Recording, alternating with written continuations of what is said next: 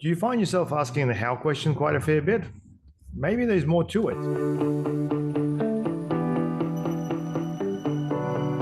Hello and welcome to Better Business Podcast. My name is Alexi, and today I want to talk about the gap between the how and the why. Now, the how is one of those questions that we often get asked as an agency about how Google works or how to make things better. And look, there's nothing wrong with that question.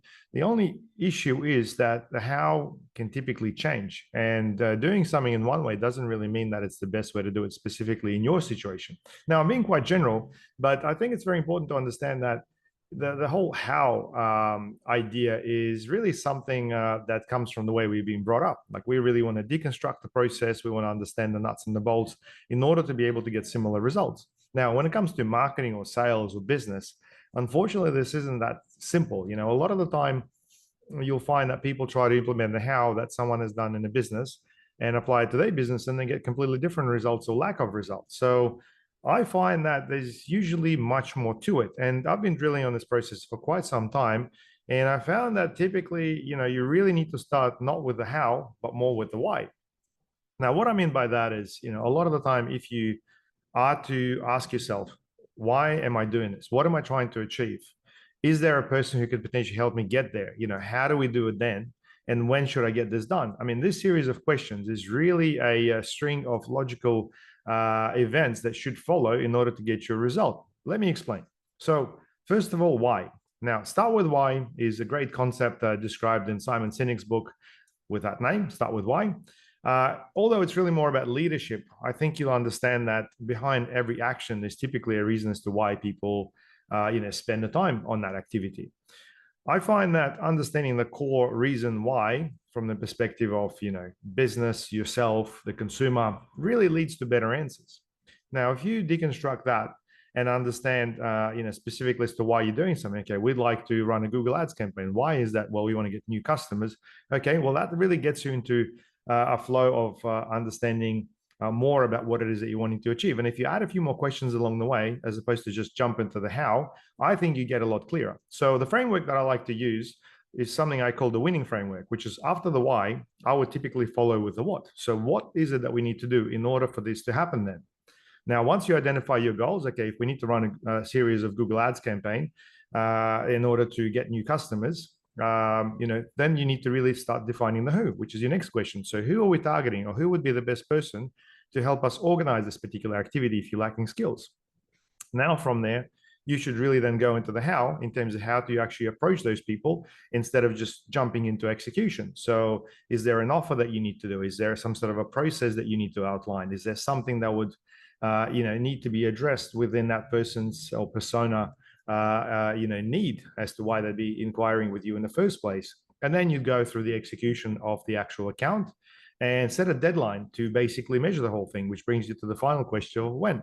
So overall, why, what, who, how, and when. That's the secret behind getting something really done. And I feel that's really the gap between the how and the why. And this is where a lot of people are just really scraping the surface just by learning a particular process without really understanding how to do it better. Because if we look at this whole thing, understanding what it is that you're actually wanting to achieve really opens up the whole avenue of finding better solutions or getting things done in a better way.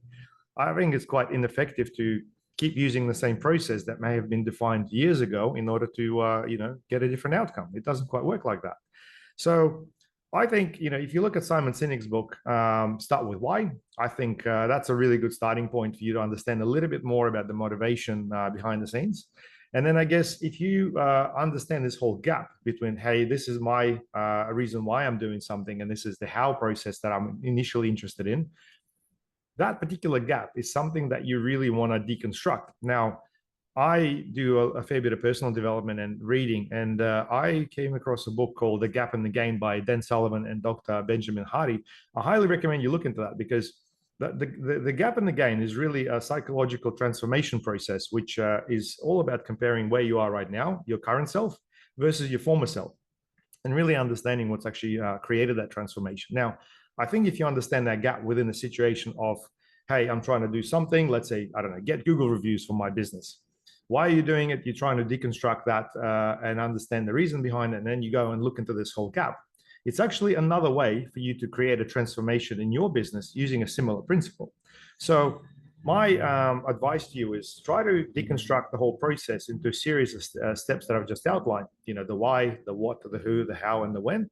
And typically you'll be able to get a much better outcome. So for example, with reviews, now let's try to deconstruct the process. Every business I know, every small business at least, is wanting to get more Google reviews on their profile. Now, I'd say more than 90% of businesses are really struggling with this. And if you ask them why, well, they'll say, we ask our clients to leave us a review. Everyone says yes, but when it comes to leaving a review, we don't really get that many. Well, why is that? Well, first of all, there is no follow-up on that whole thing. Secondly, the whole process is a little bit complicated. So if you could make that simpler, that could actually get you a better result. Third, what is it that you're actually doing to do it? So you ask a person and you expect them to find the link, or do you potentially email them the link? Do they open the email? Do they follow through? That could be another gap. Do you potentially, send it to the right person? What if there's multiple people in the organization and someone really needs to spend the time or get the authority from somebody? And then how do you actually do it? Do you do it in the form of, hey, leave me a review, or I spoke to you, and so on? So we found that the process for getting reviews that worked really well for us was more about, talking to the customer, saying, hey, are you happy with our service? Would you mind leaving a review? The moment they basically said yes, we would normally put them in a system that we built, which is something that we call Happy Clients. I'll leave a link in the description, which is a simple tool where you put someone's name and a phone number in there. Now, what this does, it sends an SMS to that person. And the SMS is really quite simple. Thank you for your business. We'd appreciate if you could leave us a review. And here's the link. Now, the problems that we solved with that were that people would normally be opening their phone a lot more frequent than the email. In fact, your average open rate on emails is about 35 to 50%, depending on the people that are sending you content. Whereas on the SMS, you've got a 99% open rate. So we found that solved the problem. And then we made the whole process a lot easier. So the person received that specific link, and we had a much greater chance of them actually being able to click through and leave us a review. Now, one thing that we work on right now is create a follow-up sequence if people haven't left a review. But so far, this particular tool has given our customers hundreds of reviews and has really transformed a online reputation when it comes to Google. Now, another thing important to consider is that if you don't ask people for reviews, people who are not happy, they're a lot more proactive to leave you a negative review as well. So you do find quite a lot of businesses do cope lots of negative reviews because they lack a strategy to get positive reviews. So anyway, I wanted to share with you this gap between the how and the why, and how a lot of people really ask the wrong question to start with by addressing the how. How do I do this? How do I get this done? How do I get more Google reviews? And even if they're given a tool or a recipe, they still fail to make that work. So in my opinion, this gap is really the reason. So hopefully the book by Simon Sinek or Dan Sullivan and Benjamin Hardy can help. I'll leave links in the description. But maybe there's something you guys are doing that's a little bit different, fundamentally from the approach of solving a problem. Love to hear about it. Anyway, my name is Alexei. This is Better Business Podcast. I hope you learned something new today. Don't forget to share with your friends and family. We have reached over 500 subscribers, which is awesome. And I look forward to speaking to you soon.